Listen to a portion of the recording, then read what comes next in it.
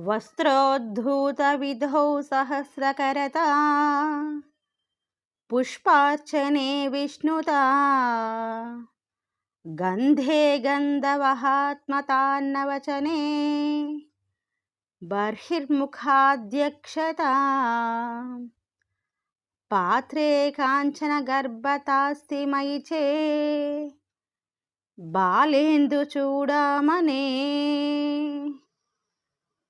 శుశ్రూషాం కరవాణి తే పశుపతే స్వామిన్ త్రిలోకీ గురో.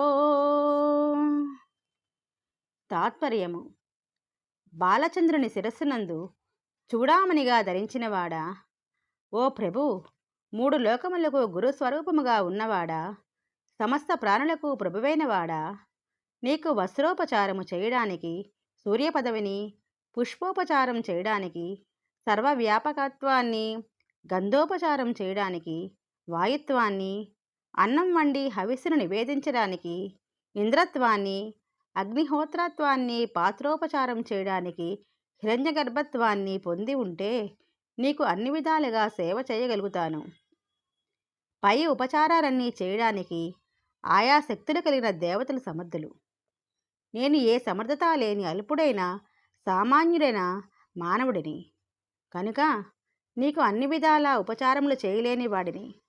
నేను చేయగలిగినదల్లా ఒకటే, నిన్ను శరణవేడడం.